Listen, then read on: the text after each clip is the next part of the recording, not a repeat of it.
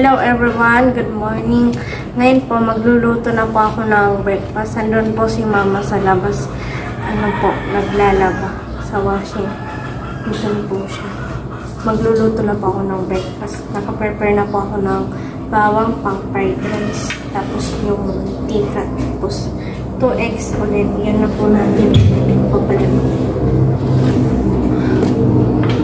Yan, wala na po dito si Bagyong Inting. Maaraw po. Ilabas po muna natin yung rice. Wait po.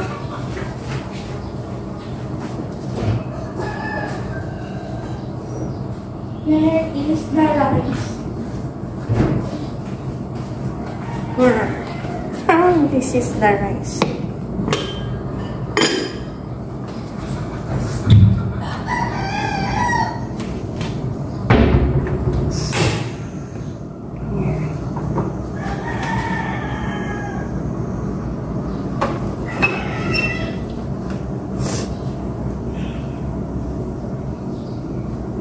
Umaaraw na po.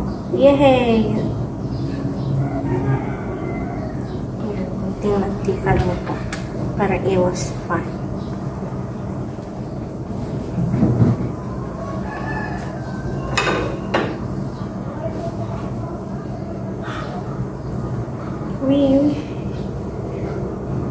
Antay lang po tayo. Tsaka magluto na rin po tayo ng egg natin.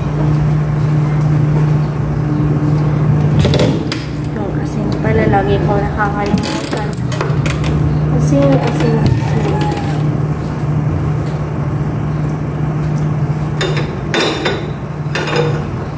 Yan, mainit na po. Magano na po tayo ng egg.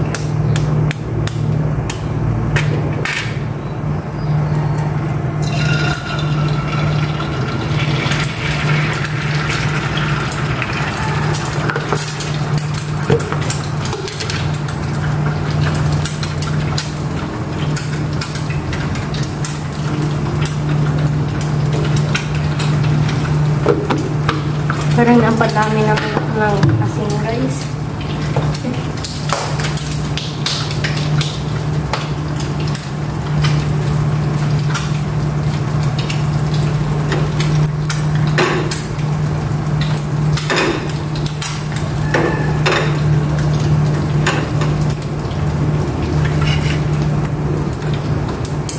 Yung egg.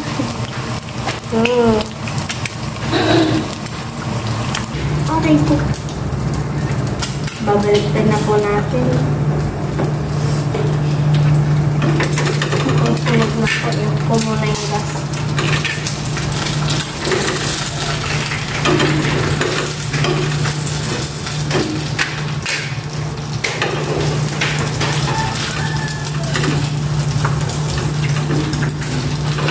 Sana naman hindi matuyak guys.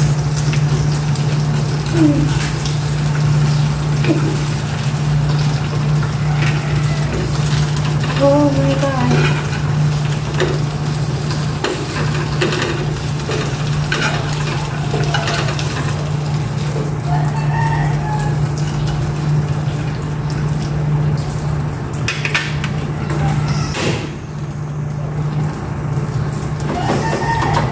Oh no guys, natulog. Ito na lang nabaliktad ko. Kasi hindi pa masyadong luto yung yelo.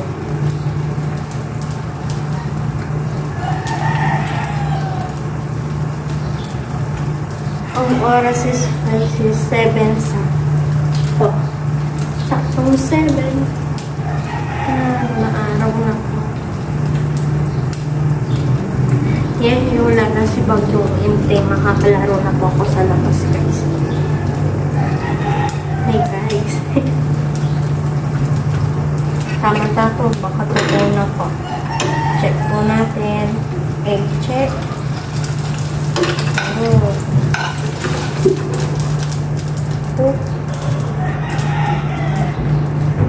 Hina po yung isang egg.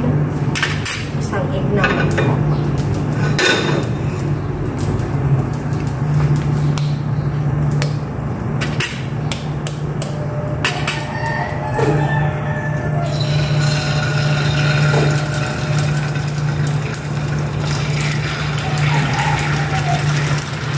Hala, ang laki naman guys. So, kumalat yung white niya. Hirap ko po itong balik sa akin. Kasi kapag kumalat lahat yung white na dapat yung parang pabili ko sila. Kasi mahirapan pa ako magbalik. Ito po yung guys, oh. Kumalat lahat. Ito po yung isa. Lagyan po pala natin ng asin. Asin. Oh my. Ayan, konti lang po.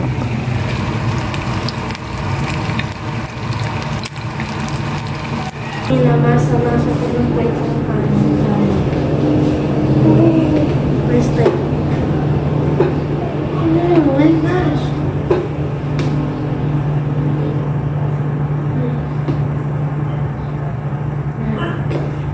Okay na po guys.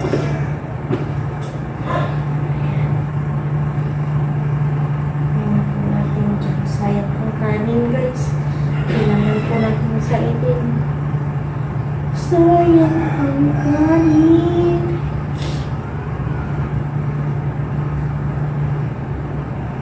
Oh my gosh. Oh my gosh. Hindi ko na po ito.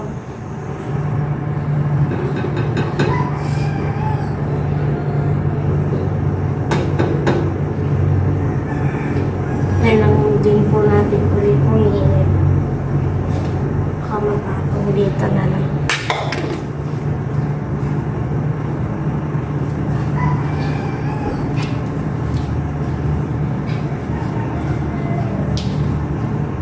Ilalagay na po natin itong bawang.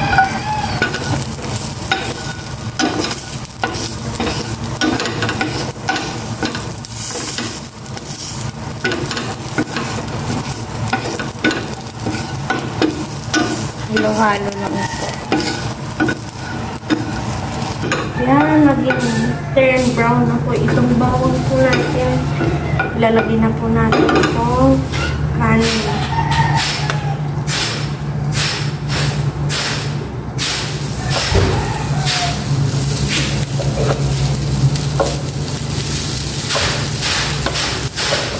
Si mama po yun guys. Kasi po, sa screen po namin, ang dami po namin, inaano po ni mama, pinawalis.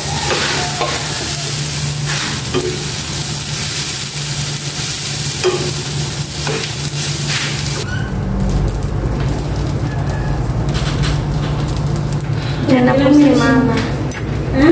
Diyan na po si mama. Hello everyone, good morning po sa inyong lahat. And then God bless po.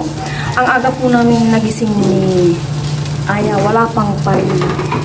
Hindi ko alam bakit ang aga ko rin nakising. Hindi pala nag-cramps yung binti ko. Pero, hinahanap ko yung tulog ko. Si Aya po, ubo-ubo kaya nagising na rin. Nabisi-bisihan na po kami ni Aya. Ayan na yung araw. Ayan, nakasalang na yung aking mga nilalabhan. Nag-washing na ako sa ngayon. Kaya si Aya, sabi ko, bahala muna siya dito sa Sinangag. Kasi kagabi hindi ako rice, ginataang bilo-bilo lang ako, kaya may leftover kaming kanin.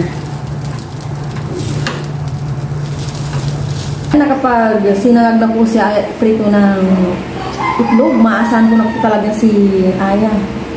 Breakfast po tayo at pero bago po yung muna ako. Lord, maraming salamat po sa araw natin. Naway lagi po kami paunay at pagkain. Lang po Betsy.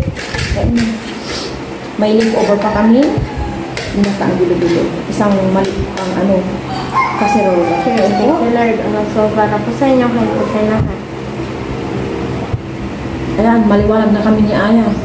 Andiyan na yung aral. Pinaaraw ko na yung mga basahan namin.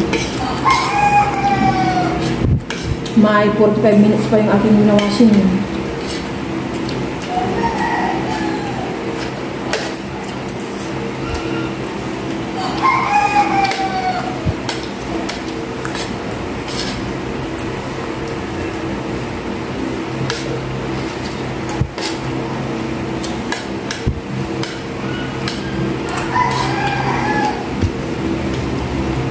Bakit na? Sarap. Masarap. Lagay mga asin tong Opo.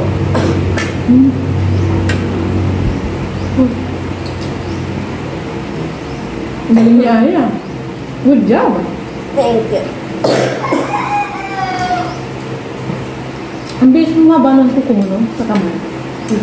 Di ba pinilikateran ko yan, oh? Opo. Bukas na. Yan, ikateran ko.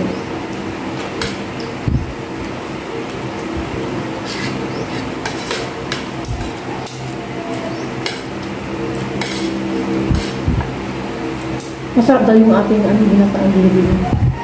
Sabi nila. Nagsasampay na po si Mama. Yan na po yung mga sinasampay ni Mama. Kunin ako ng hangin.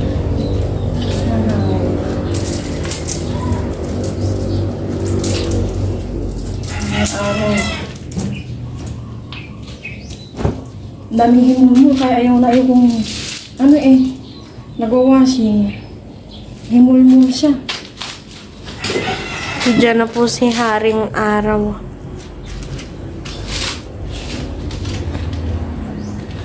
Kaya ka lang dyan, Ma. Hindi na. Ay, naku. Yan, dami po namin, labahin. Apat na araw pa lang to. Diyan na po si Haring Araw. Yan o. Tirik-tirik na po. Di pa ako makatingin.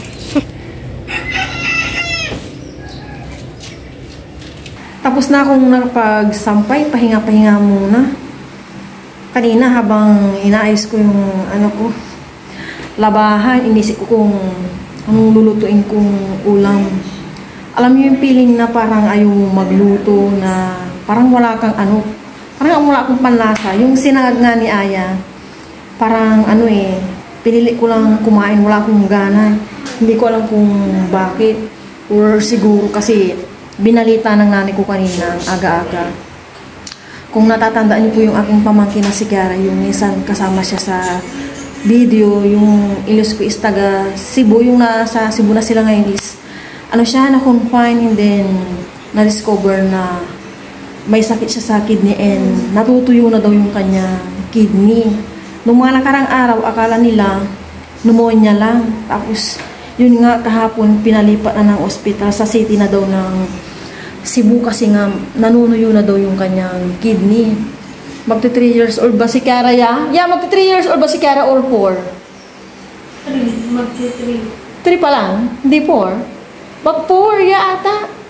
Tama, mag-4 years old pa lang yung aking pamangkin na si Kiara. Kasi siguro ako nang din sa kanya. Kasi lagi ko din pinagdarasal yung batang yun at hindi siya yung talagang ka-active and yung kinakain niya is yung parang pili lang talaga po unti nung nandito siya and then hindi pa siya talaga yung madaldal. Kaya siguro ganito yung aking pakiramdam ngayon.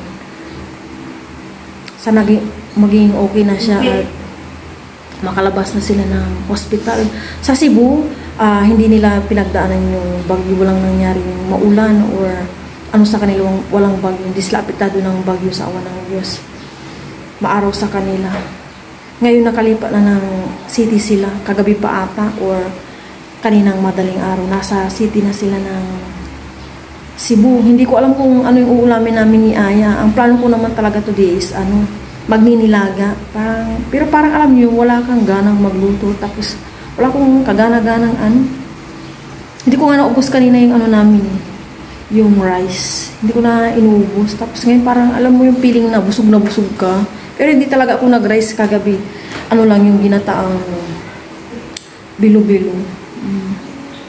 Yun lang. Sana gumaling na yung aking pamangkin. Ang bata-bata pa niya para magka-ganun siya. Hindi namin alam kung saan galing. Kasi sa in-laws ko wala naman sa kanilang side. Sa side din namin wala. Yung iniisip lang namin, kasi nung nasa Taiwan yung in-laws ko, hindi niya alam na buntis siya. May po siya, may po siya sa dibdib. So, nag-take siya ng gamot and inupiran din siya sa sa Taiwan.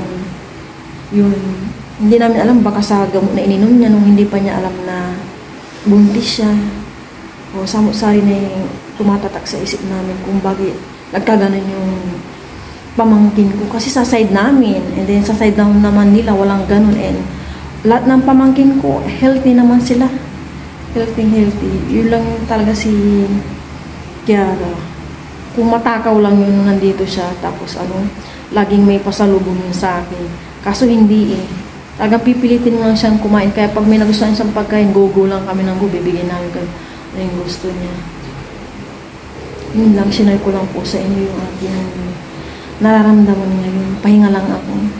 Hindi ko alam talaga kung anong lulutuin kong ulam. Nakaligo na po kami ni Aya. May merienda kami na ginataang bilo-bilo. Bumili na naman po yung kapaligiran. Wag daw sana umulan pa. Patuloy muna yung mga winashing ko. Ilang oras lang yan. Tuyo na.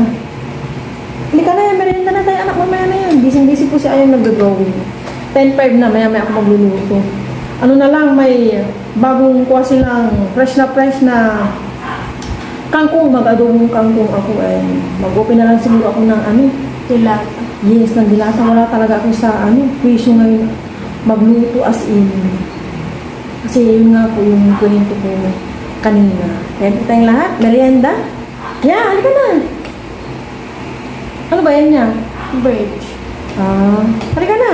Nasa tabing ilog. Sarap, ang lamig. Nilagay ko siya sa ref. Thank you Lord for the food. So para po sa inyo kung putay lahat.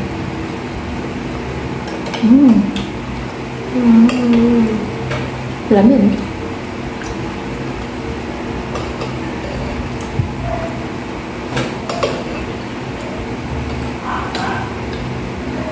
Tumulgas na to.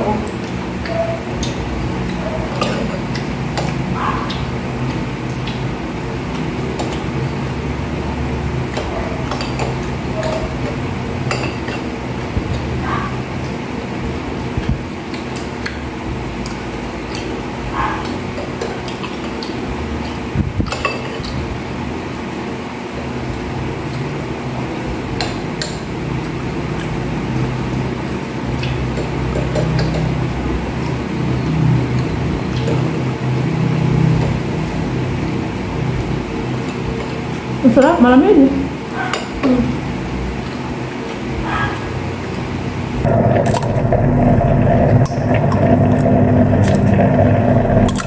Nagsalang na ako ng kanin. Linisan ko na itong akuha nilang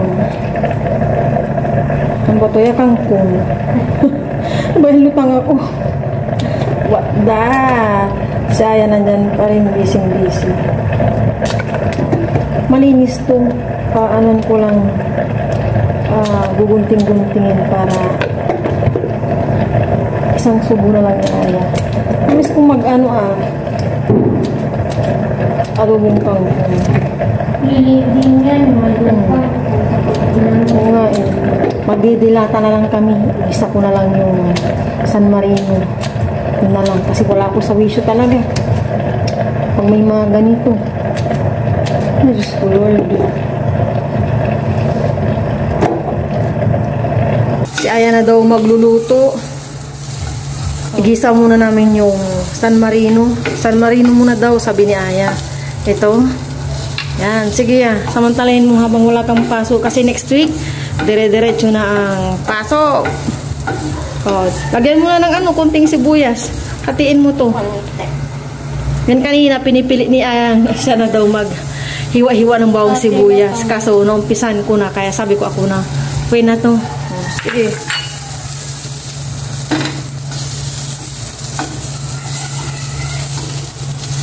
I love cooking. Punasan ko nga to dito, basa-basa.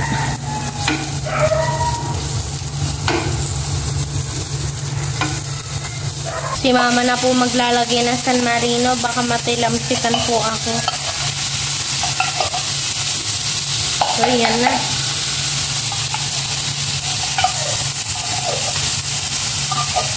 Sinisimot pa po ni mama kasi po sayang. yung ano.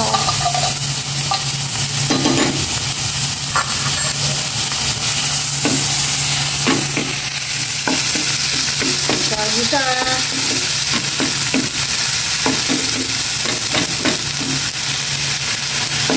Gisa ko lang ito. Wala na akong ilalagay na ano, asin. Masipag po si Aya ngayong magluto. Tapos na yung San Marino. Yan namang kangkong.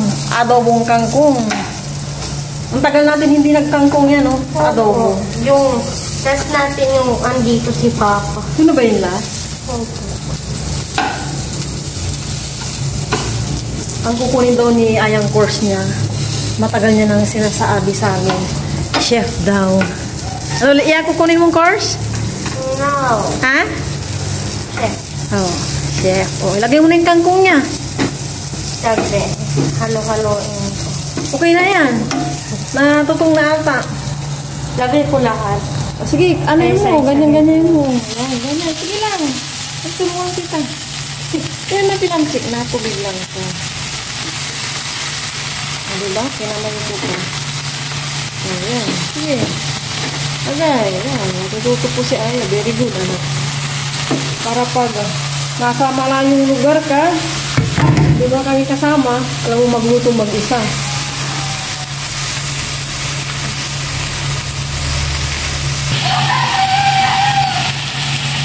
Si Mama na po maglalagay ng mga ingredients. Ano lang to? Tansya-tansya. Tuyo. Suka. Konting suka. Yung, okay na. Ay! Ayan, lilit na to. Yan po, lumiliit na po.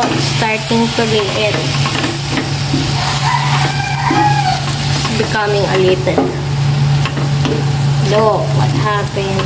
Ito po kanina, ang laki-laki po nila. Ngayon, tingnan niyo po. Paano ko na po kay Aya? Baya ko na. Focus ko to kay Aya lahat. Aya. Lilit na. Haloin mo na. Halo-haloin po natin. Para Kaminsa. There you go. Bukas, palit-kilit. Uy, routine. Ano ko to? Di ba nakasarap kayo dito? Okay, ako. Hapon. Luto na po itong adobong kangkong. Yan. Diti na po. Oh. Kain na po kami ni Aya. Sabahin na po kami sa aming lunch. Tsaka ito na po yung aming simpleng ulam muna ngayon for today. Lord, maraming salamat po sa aming ito at sa aming pangalaman ngayon. Nangalangin po ang gano'n. Ano ba yun? May gumaling na po ang aking pamangkin na si Ike. Pangalaman mo. Kasi. Kain na yan. Ayan po to. Tamis po. Naantik na ako kasi wala pang 4. Gising na kami ni Aya. Kaya ko na sa Aya. Quarter to 12 pa lang. Pati na likod ko. Cheers yan. Uy, parang isang taon hindi nag-adohang si Aya. Cheers. Thank you, Lord. Unang so para po sa iyo kung patunahan. Wala na kasi mapagkukuhanan. Tsaka yung dyan, wala na. Yung dating pinagkukuhanan namin. Wala siya. Yummy.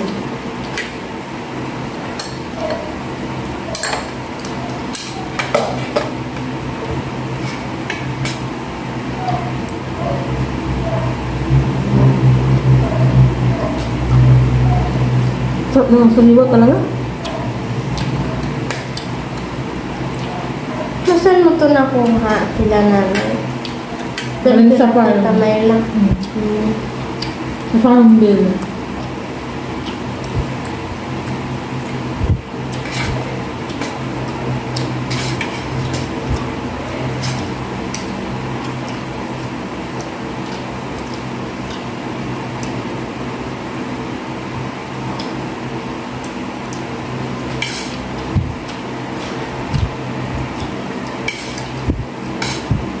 Nalalasahan mo ba?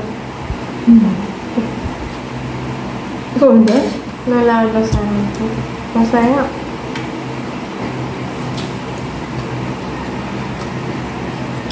Thank you.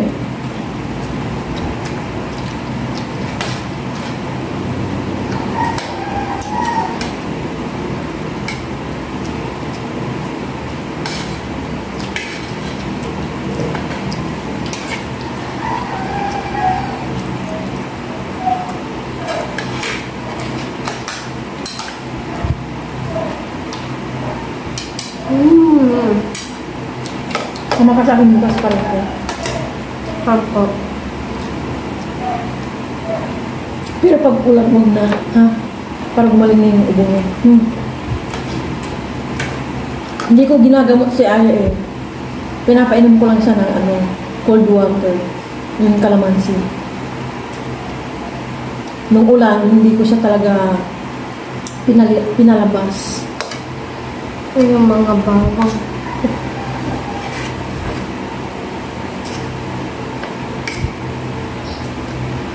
Sarap ng ito, namis ko.